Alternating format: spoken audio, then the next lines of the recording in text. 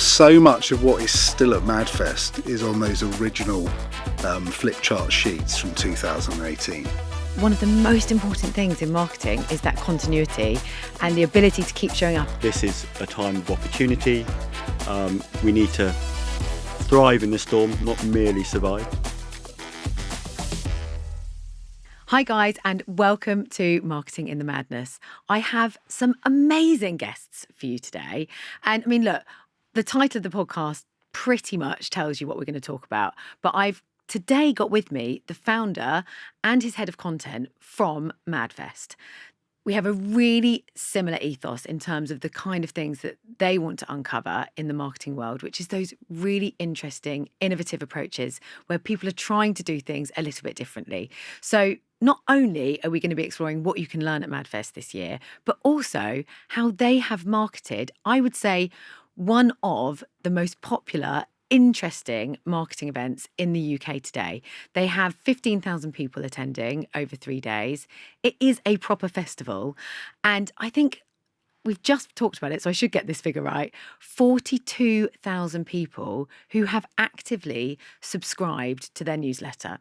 So not only at MADFest can you go and learn loads of awesome things about marketing, but also their own approach to marketing is pretty bloody incredible. So without further ado, let's go and meet the fantastic founder and his head of content from MADFest.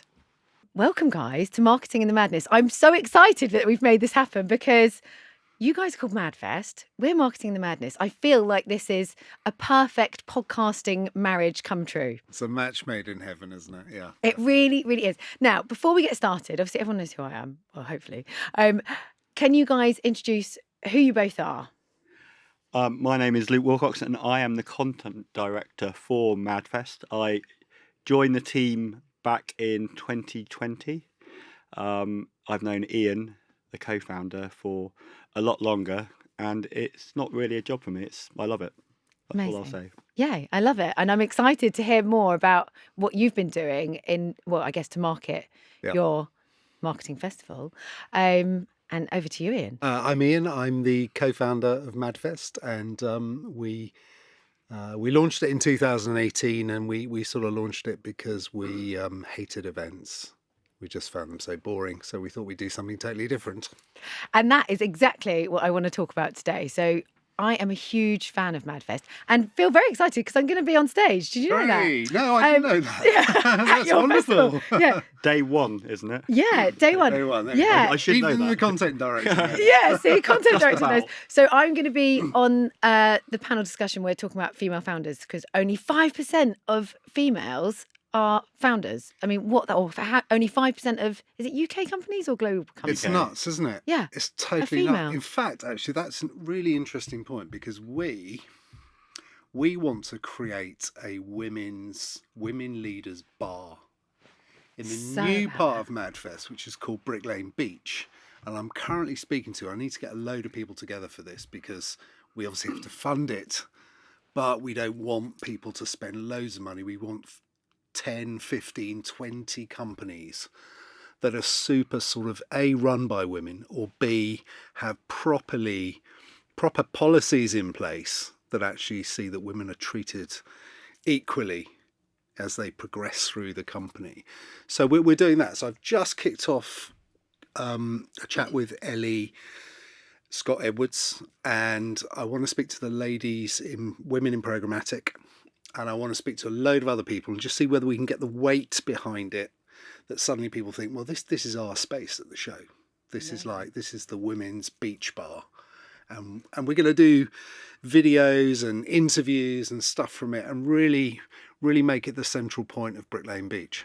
Well, I mean, look at this for live collaboration on the podcast because I would be so up for getting involved with that because one of the streams of this podcast, as well as interviewing founders and amazing brands and people like yourselves, one of the key content streams for me is all around how we can empower females to progress in their career, kind of highlight more, and I guess, give more confidence to women to go and found their own business. So that is one of my key content streams for this podcast. It'd be a perfect place to do it. Yeah, and I'm feeling like there could definitely be like a Marketing the Madness. I would love to support that. And if there's, You should do a live podcast from the Yeah. pub. I was about to say that. oh my God. Yeah, Look sorry. at this, guys. This is so good. Oh my God. I'm so about that. And definitely, well, we can probably use this clip to help advertise it on That'd be LinkedIn. awesome. And I've got That'd some be really good. amazing women lined up to come on the podcast who I know would love to get involved. So maybe. Well, as I Ian can said, help. we will host a live podcast at MADFest. Yeah.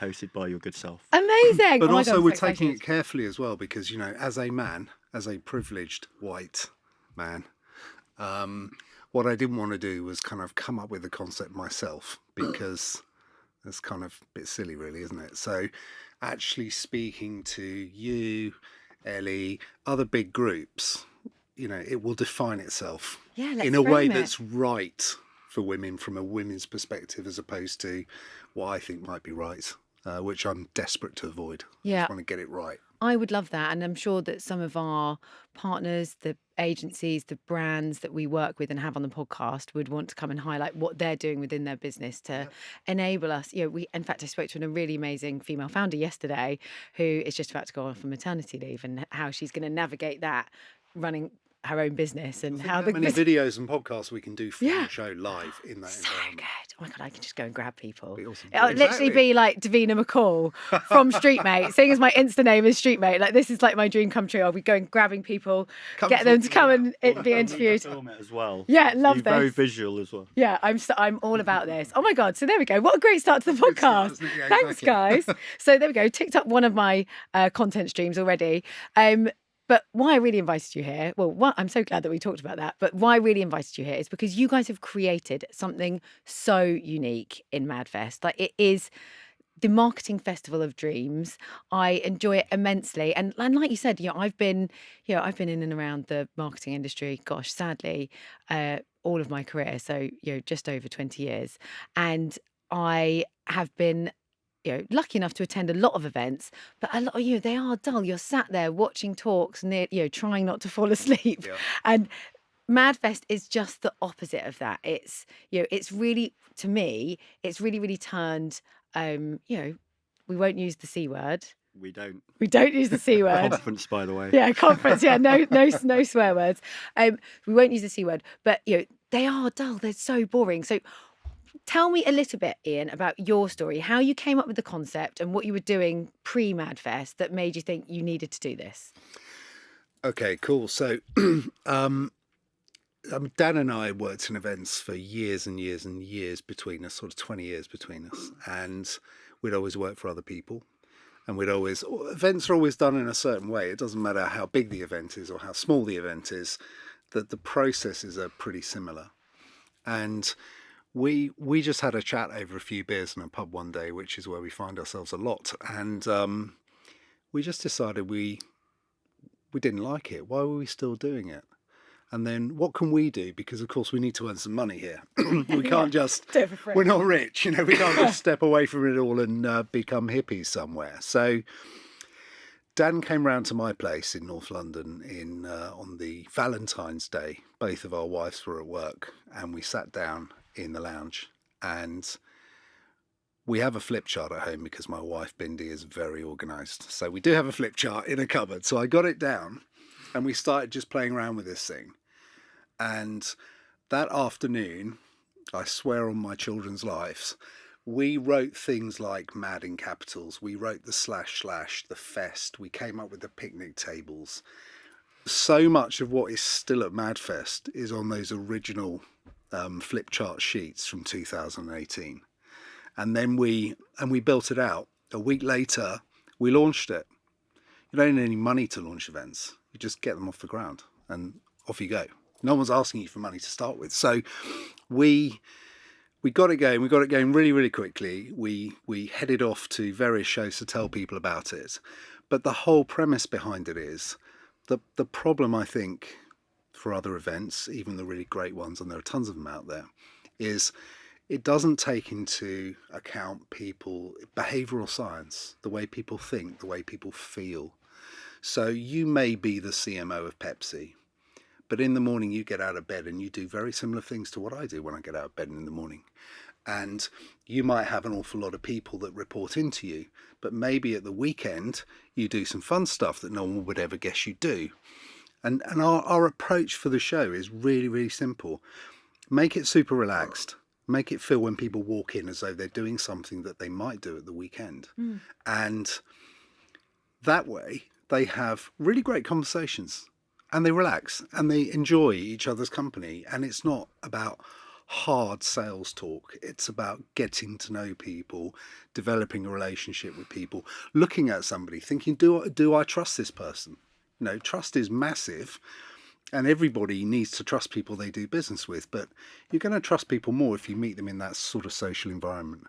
So we would say that there's a lot of transactional stuff that happens at MADFest, which is great, and that's what we want. But MADFest's real thing is like, it's like being at Glastonbury, but it's business people. There's DJs playing all the time. There's drinks, there's food. It's all free when you go in there, so you can just relax and enjoy yourself. And that way you have great conversations with people and you do much, much better and bigger business. Well, do you know what? It's huge as well. And this kind of goes all the way back to childhood, right? Learning doesn't become a chore. No. Learning is fun. Like, I love doing this podcast because I get to speak to amazing people like you guys, and I get to learn whilst having fun and hopefully present and, you know, deliver a podcast. Hey, won an award last night for the last podcast. I know. But, you know, that makes it fun. And actually someone came up to me last night and said, you know, your content was so helpful, but also you made it really easy for us to build a community and learn and have fun while that, you know, brought personality to it rather than it being this boring, like, hello, like, you know, an interview that is just dull. Like, life is full of personalities and people, and I think that content and the way that you've designed MADFest, honestly, it is my favorite and probably now the only major marketing event that I you know care to attend. I think also sort of what MADFest, sort of trying to be objective about what Dan and Ian set up. What I think as adults, people get scared. I think what MADFest, or the idea behind MADFest, sort of mirrors great marketing. MADFest dared and dares to be different. It's not shackled by sort of corporate ideas. It's all about having fun and meeting great people along the way. Yeah, and I guess, you know, like you say, any good marketing, you're differentiating yourselves. You went to market in a really brave way with a totally different proposition, took a big risk, but my God, I mean, it's paid off. Is it something like 50,000 people that you can have this year? Well, I'm making that figure up. That's right. No. We'll have 15,000 at the show. Yes. But globally, in terms of the people that tune into the app from all over the world, 32 countries, people will be watching the Hexagon stage from all over the world. So it's kind of a weird thing. I mean, it's been amazing how it's just grown so quickly. The marketing bit for us was always really good fun. When we kicked it off, we used to sit down and think, what's in the news today? How does that equate to us? So in the news, when we launched, there was a royal child was born. I'm not a royalist. Apologies to anybody who's listening who is. But so I can't remember which one it was, whether it was top tier or second tier or whatever. And we thought this is an amazing thing for us to use for our launch. So we did a really cheeky email marketing piece announcing the birth of MADFest. Weighing in, Dan and I are both quite big lads, you know, weighing in at 35 stone or something. Love that. And it was really brilliant. And it was so well received. And lots of people came back to us after it. Lots of people got in touch, wanted to be involved. And we thought, well, okay, that's what we're going to do. All of our marketing is going to be cheeky, a little bit naughty, right on the edge of being maybe taking it too far, but not quite taking it too far. And people really love it. And I was chatting to our conference badge company the other day, who are lovely, lovely people. And everybody on their team has signed up to our newsletter. Now, they have nothing to do with what we do. They're one of our suppliers. They're not in the marketing and advertising world. And they just share it around and say, have you seen this one this week? can't believe what they said here. They've picked up on that. It's really good. You know, it's a fun way of doing it rather than what you'll hear from a lot of events. Apologies, fellow event organisers that may be listening. Sending out stuff saying tickets are nearly gone. No, they're not. Yeah. They're never nearly gone. Yeah. Really, you know, They're either come gone on. or we've got some They're either left. gone or Yeah. you've got some left, or last chance too. Yeah. No, it's not. and that stuff I always think is really boring. And I think people see through it, or if they don't see through it and react to it, then they just think, "What are you doing?" Yeah. There are much more interesting things to talk about than just to sell tickets or sell sponsorship than actually trying to sell tickets and trying to sell sponsorship. But I think that's what's super interesting about the festival. Sorry, you were about to say something there, and I'm No, quickly I was about to interjecting. say, we don't take ourselves too seriously, Yeah, which I think is an important lesson in life, not just business. totally true. And do you know what you've tapped into, which I think is super clever? It's the psychology of things. Like, it's so simple, but if you can dial into things that people are interested in at any given time. So if Yep. something's newsworthy, if something's happening, some of the best campaigns we do, or in fact, one of the best email campaigns that we ever did was around on Valentine's Day saying, I've broken up with my partner. Well, my agency partner, and anyway, and we got like I Great. literally can't Fabulous. tell you, and again, well, that's what we try and do with all of our, with all of our marketing. It's Yep. trying to bring that personality, but also relevance. So that is such a lesson for anyone listening. Like, think about things that are happening. Like, if it's totally irrelevant and you can't, relate it back, in a way to your brand, I guess don't do it. But most of the time you can have a bit of fun and play with things that will capture people's attention and get them to fall in love with you a bit. Yeah, and I think because we don't take ourselves too seriously, our marketing feels authentic. Yeah.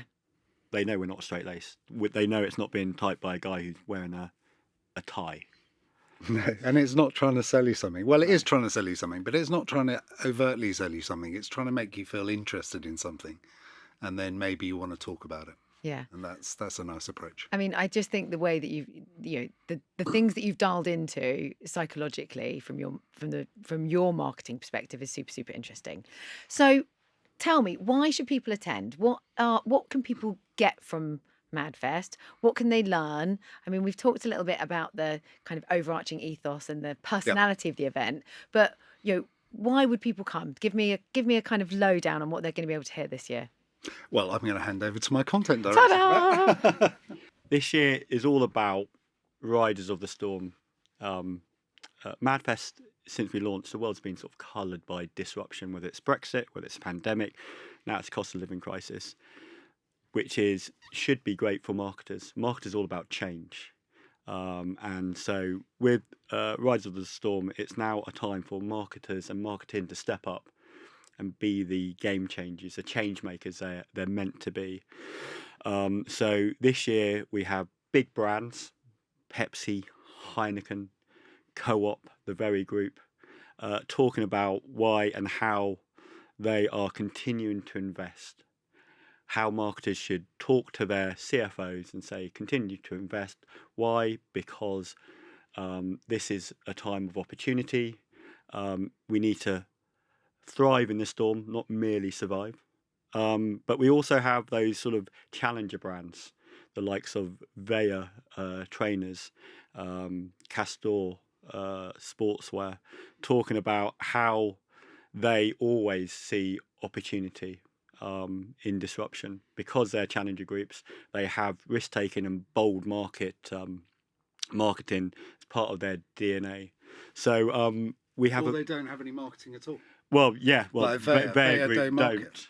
So we got an this. amazing story. Have Yeah. done so well. I know. Word of mouth. Love that Incredible. brand.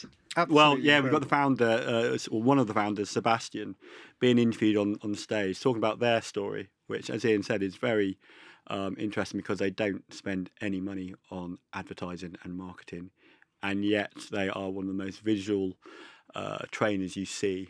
I like to call them media trainers. So probably lots of people listening to us at the moment are probably looking down at their feet and probably wearing a pair. Yeah. But it shows you how the world has changed, hasn't it? So why would a marketing, advertising and disruptive tech festival have a brand on stage that doesn't advertise? Because the world's changed. It doesn't matter that they don't advertise. What does advertising mean? You know, if they've got social campaigns going out that are not really campaigns, they're word of mouth campaigns and people are talking about it, well, that's advertising. It's just not advertising in the way that it's been defined so far. So it's all changing. So they have a rightful place, but they sit outside the traditional marketing and advertising box. But of course they're doing that stuff. They're just not doing it in a way that is traditional. Yeah, the brands that sort of featured at MADFest this year are all being bold, innovative and creative. And as Ian said, you can do that without having big, massive budgets. So we've got Gymbox talking on day 3. Oh, not Rory. Yes. Yeah, love him. He's been on the podcast, well, my old podcast. Well, brilliant. I literally love him. He's so good. He's But so inspiring. Yeah, essentially he'll be sort of talking about the great collaborations they've got and how you can actually turn the dial in terms of creative marketing without a lot of money. I've got an idea. Not that I want to change the festival. Get Gymbox to do a class. I'd be so in for that. Do you know, that would be amazing, and maybe next year we could do. Just Ideas this for year. the future. We are literally just changing the festival. We are as we massively speak. out of space. But another really. But how cool is that? Like, that is, you know, he is such an inspiration, and what I love about all of your content is the fact that you're bringing the different. I mean, that's kind of what I try to do with this podcast. Is you're bringing the different ideas, the different approaches, the people that are not taking that traditional approach, and also, some of the traditional brands as well, so that people get choice. And, that's where true innovation comes from, right? Yeah, I would say there are 2 kind of classic MADFest brands. You get the big blue chip brands who have massive budgets, who have the capacity, and as I say, the budget to be innovative, to be creative, the likes of Diageo, the likes of Heineken, the likes of Tesco. But then you have the equally, or perhaps if not more inspiring brands, the challenger brands, who, as I said, have risk-taking and bold, daring, difference-making marketing as part of their DNA. And then you see a lot of the bigger brands retrofitting their marketing to try and sort of be like the new cool kids on the block. And we see that with, I suppose one of the beautiful things that you kind of see when you're growing and things are going successfully for you, which we're very grateful for.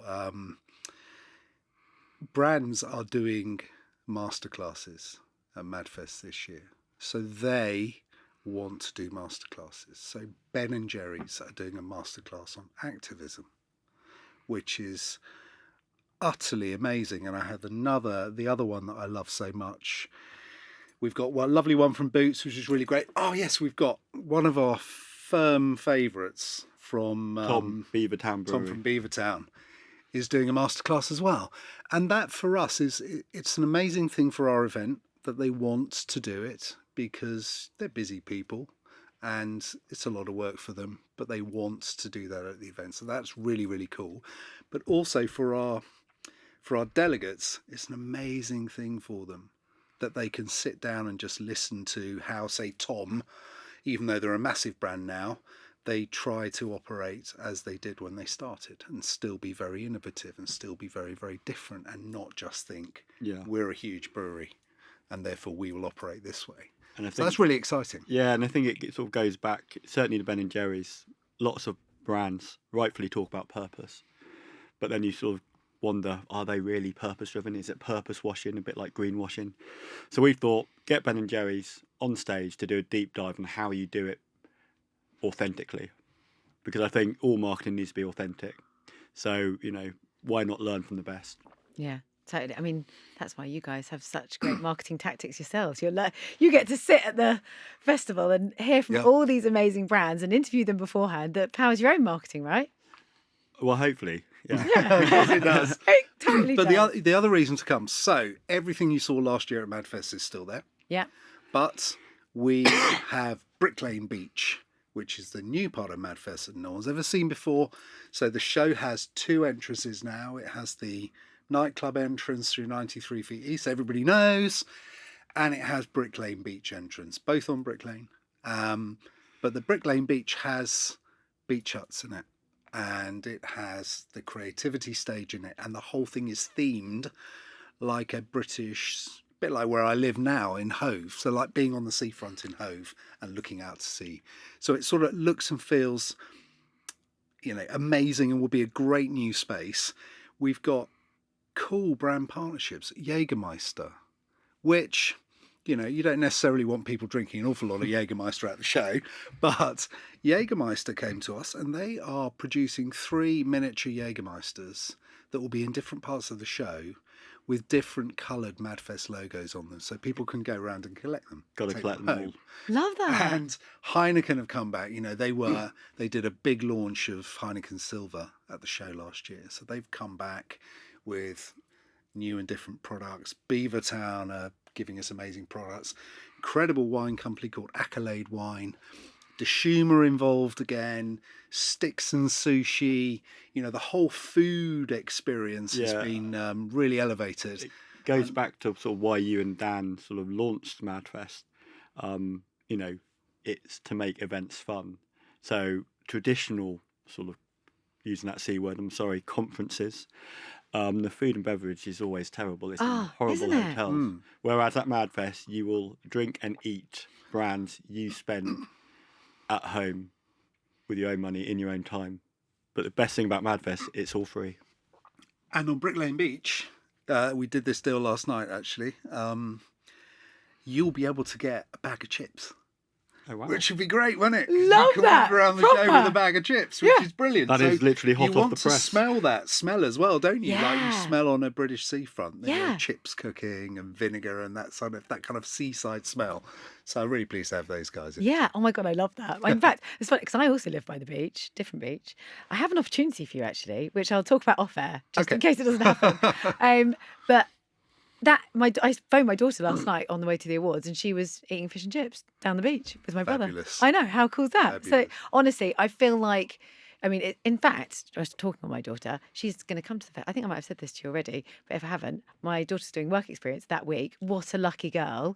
She's going to come to the show and great. listen and learn. She's going to and she's 15. She'll be 15. Year Fabulous. before her GCSEs, and she's going to come and learn. She's going to listen. She's going to write everything. She's going to I'm hoping that she's allowed brilliant. to come at 15, but if she's not, we'll just sneak her. Yeah, we'll talk She's about 18. that one too. She's 18. She's 18. Yeah, 18 for the She's time. 18. Whoops. So yeah, I think that's for me to be able to showcase things like that. To again going back to the female piece, that whole approach is super inspiring for younger people. It actually shows them the opportunities. I was really lucky. One of my ex-employers actually, we used to host down south. It was in the Bournemouth International Centre, so not as beautiful and as amazing as what you guys do. But we did a conference called Digital Wave to show kids the opportunities, and we used to have 2,000-3,000 kids from local schools come every year just to show the opportunities in digital. And actually, the marketing and digital world is a really interesting, fun one. Brilliant. With loads of different opportunities that you don't necessarily realise. So I think the way that you guys, what you're building, I know it isn't for children, but is so inspiring, and it shows people the opportunity as well as gives them ideas. I think that's what's really And great hopefully about it. shows them that the world of work need not be boring. Yeah, No, it doesn't have to exactly. be boring anymore. The world's changed, hasn't it? Yeah. We can all work from wherever we want to work. Yeah. We can work the hours that suit our body clocks and our timings properly. A work event with Heineken, that is legal. Yeah. I mean, Unlike those in 10 Downing Street a couple of years ago, not wanting to get too political. yeah. No, but it's so true, isn't it? Like, I think that is, the world has changed. I mean, it's changing all the time, but we've had a seismic change since COVID, I would say, because we do know that we can, work from anywhere. People work more remotely than they ever have done now, because COVID proved to us that it was fine and that the world wasn't going to grind to the halt that we thought it was going to, because we all had to go and sit in our houses for a few months. And maybe if anybody who's listening is, having to present themselves to the office 3 or 4 times a week because their boss thinks they're not really working unless they can see them working. Wow, that's so old school. Maybe time to do something else. But, that's our commercial director Harry went to Australia for a month and a half over Christmas, and he took 2 weeks holiday, and he worked the rest of the time while he was out there. And his working hours didn't coincide with us, and it wasn't easy to speak to him. In fact, I don't even think I bothered speaking to him. Yeah. I kept in touch with him. And he, he just did his job out there, came back, recovered, and kind of, started to work as normal in the UK. Yeah, off And you it's go. fine. Yeah. Just do what you need to do. I think that's the thing. We've got a lot of our clients nowadays are, tech companies, and they're based in the States. They don't log on until after lunchtime for us because they're 5 hours, well, some are Yeah, even further behind, 7 hours behind. And it's fine. We still get work done. We still yeah, work together. We still collaborate. We're still exactly. able to get the things done that we need to get done. So I really think, again, what MADFest does brilliantly is it highlights that things can be done differently. Yeah. And I think that's the whole premise of why you launched the festival, but also the bravery that you guys had. I mean, one, launching in the first place, but two, also, I remember us meeting a couple of years ago, maybe it was. And you were like, this is quite scary doing the festival this year because of COVID. Like, we didn't know if we were going to be able to do it, or We we were really took a lucky. massive risk. We were really lucky, and we only got the go-ahead for the festival about 3 weeks out in terms of the government regulations changing. We had spent pretty much 80% of the money by that point. Dan and I would have lost our houses. It's as simple as that. So we had that 2021 festival. We could only have 4,000 people there, but it was very buzzy. It was very happy. We did our absolute best for social distancing and stuff like that, as much as we could. You can't tell people what to do. People were hugging. They hadn't seen anybody for 12 months. They were so happy to be back together. It was just awesome. I mean, we put everything in place we had to legally in terms of the QR code so people could report where they were and stuff. But yeah, everything just went our way, didn't it? And it was, we felt so incredibly lucky, very pleased to keep our houses, but also very pleased to sort of, I think it was the only major event in the UK in 2021. Yeah. I mean, but The only thing that happened live. that's what I absolutely, hats off and love and respect about you guys is just everything. Yeah, but everything you've done has just been so brave. And it really, the ethos of your brand and the festival is sung through everything that you do. And the bravery to put it on that year. And I went, by the way, it was bloody amazing. I absolutely loved it. It's wonderful though, isn't it? How bravery is bravery when it works. Yeah. When it doesn't work, it's stupidity. Yeah. And I veer Folly and towards foolhardy. stupidity all the time. I think in all aspects of my life. what I like to think we do is we practice what our speakers preach: being bold, being brave, being daring, and you will reap the rewards. Yeah, totally. I mean, you guys are just evidence of that, having grown the festival to the immense success that it is today, and being able to host 15,000 people. I mean, it's huge. I can't even think how you can market and get that many people there, but you do, and you do it year after year. It will double in size in 2024. So Wow. I won't spend too long on this because some people won't be able to picture it, but there's a beautiful walkway near us, near the show. It's called Dray Walk. And it's got a cafe at one end. It's got the big chill bar in there, which a lot of people know. 2024, we will take all of that space, but we'll leave all the retail open. They've got a beautiful record store. They've got clothes stuff and this, that and the other. And then we'll go to the square at the other side. So the show will be everything that's here this year, plus Dray Walk, which will be really good fun. And another huge marquee the other side that we will put something new and different and also fun in as well.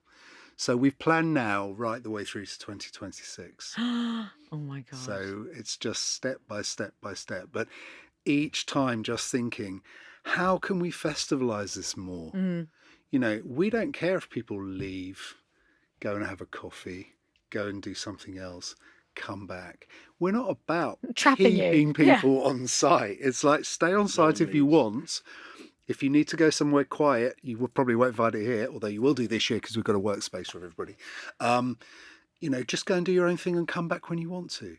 And yeah, we're not locking people in theatres and kind of, saying, right, doors are open, everybody out for lunch. Poor sponsors. This is one thing that this is one of the reasons we set it up. So we went to an event, will remain nameless, and these lovely sponsors had obviously paid a lot of money to be there. The theatre was full. The theatre sat all of the delegates. So the sponsors, after the morning coffee, everybody piles into the theatre. They're in there till lunchtime, give or take. They come out at lunchtime, do they want to speak to sponsors? Of course they don't. They want to go to the loo. Yeah. They want to answer one of the 3 calls they've missed that morning. They want to have a vape. They want a bit of space. And the sponsors sitting there thinking, where is everybody? And we thought for MADFest, one of our golden rules was our theatres can only seat 35% of our delegates at any one time. So you have to plan which sessions you want to go to, otherwise you're going to miss out. The theatre will be full. But also for our lovely sponsors who spend money with us and want to do business at the show, 65% of the delegates are with them all day. And they can chat and they can do business and they can talk about working together. And they get real value from that, as opposed to waiting for tea breaks, coffee breaks and lunches when people just need to do their own thing because they've been sitting in a theatre for 3 hours. Yeah, and I think, again, that's you guys differentiating yourselves and doing things differently and understanding human behaviour and deciding to design a festival that actually caters to, us rather than, the same thing that's been done over and over. So, yeah, it's great. And just hats off to you both. I've got one last question, which is going to be directed at yourself, Luke. So your marketing content, what do you see is really working for you in order to get those tickets sold? And what are your kind of core marketing principles in your content? So, of course, we've talked about the language and the importance of the language, but what tactics do you use to reach your audience?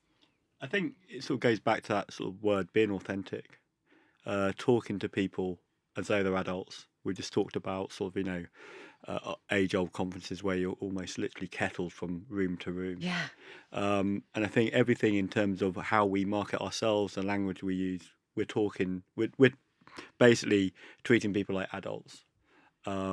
Obviously Telling them jokes. Yeah. Reading a bit of marketing should be fun. As Ian Make said, you smile, shouldn't it? Yeah, as Ian said, some people enjoy sort of receiving our funny sort of emails.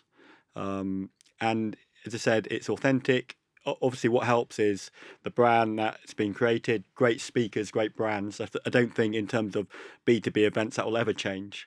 But the lens on which you sort of project yourself does matter, because we know there are 1,001 events out there. We are different. We want to be different, and that's reflected in everything we do, not just the marketing, but the brand and the actual event itself. And we do it authentically because we can. And silly. We're silly too. We're silly. It's important to be silly and funny. Brave and stupid, all at the same time. And don't overtly sell to people. Just tell them what's happening. A lot of stupid ideas, luckily, never make it to print, so to speak.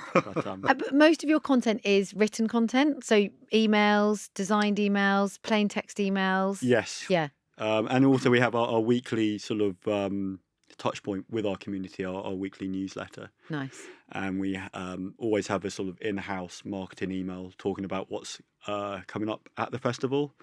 But also that's a bonkers thing about the newsletter. So when we launched 2018, GDPR came in, so we knew we had to be really careful with all of our data right from the word go. We had to be strict.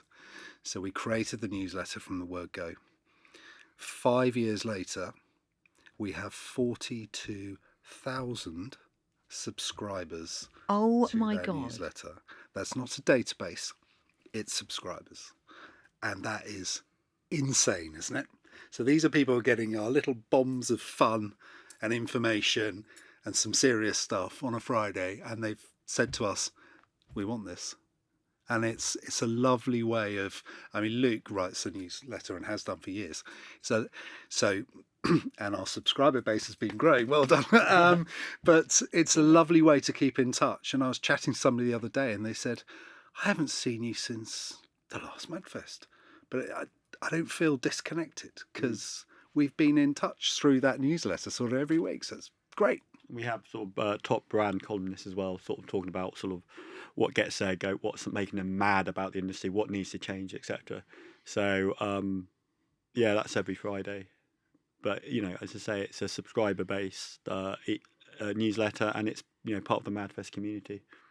So people don't feel as though we're around just 3 days a year And then so when we do get in touch with them, we want something from them. No, the MADFest is very much a community. I love that. And again, that's so different to everyone else. And a principle that I absolutely stand by, and everyone who listens to this podcast is probably bored of me going on about it, but actually one of the most important things in marketing is that continuity and the ability to keep showing up. It's like going to the gym. I go to the gym most days. If I didn't go to the gym most days and only went once a week, I'm not going to see the effects that I do by doing things continually. So the fact that you don't just market the festival for 3 months, 6 months prior to the festival, and you're continually engaging with your audience, I think that is absolutely a huge key to your success. And of course, the personality and the brilliant content, because I read it, I get it every week. It is a great newsletter. And we really like them all. Yeah. We don't just want to sell everyone. stuff to them. Yeah. They're fun people in our world, aren't they? Yeah. They're great to deal with. Hopefully we're a nice, familiar, funny, reassuring voice. Yeah, definitely. Silly. Yeah. Silly, sorry. Silly, stupid, brave, and mad. I love it. Now, I've got one last question for you. And this is going to be so easy for you guys. I love to put everyone on the spot. Everyone's like, oh, no one told me you were going to ask me this, because I'm mean. But you guys are going to have such a huge list, and hopefully you can recommend one person to me. Who do you think would be good to come on the podcast? You've obviously got some amazing brands and people talking at the event, but knowing, we kind of want to uncover similar stuff. Who would you recommend, or who could you introduce me to come on as a guest? Tom from Beavertown. He all speakers, when we sort of recruit them, go, give me an example of a classic MADFest presentation keynote. I always go to his from 2021.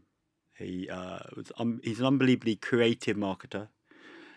He owned that stage. I know that's a cliche. Hugely charismatic. Interesting guy. Knows his stuff as well, though. Wonderfully engaging, and a lovely, lovely man to boot. So Tom Rainsford, Marketing Director, Beavertown Brewery. Brilliant. I'm going to get you to introduce me to him. And I'm also going to pop loads of links in the show notes, including how people can hopefully sign up if there are any tickets left to come to MADFest, how they can go and watch the content from Tom at Beavertown. So we'll put a link so that they can go and watch that if that's available, and also sign up to the newsletter. So I'll put a few links. And if there's anything else, Luke, that is helpful for our lovely listeners, send me the link and I'll pop it all in there. Definitely. And I'm sure there are loads of other people I ought to introduce you to. Yes, please. So apologies for all those other great speakers we've had over the past few years. We love you all. We love you. Yeah. Katie put us on the spot. So it's probably because it's 5 to 12 and it's almost time. Yeah, I know. I've already run over time. Guys, thank you so much. Honestly, I've absolutely loved recording this episode. Thank you with you. so much. Thank you. I can't bloody wait for the festival. And to hopefully, be doing even more at the festival now. I've just given myself some new jobs. Sounds great. Yeah, You'll be exciting. podcasting all 3 days. Love it. I was so, honestly, my favourite thing is talking, so I'm all good for that. Amazing. Thanks, guys. Thank you so much. Cheers.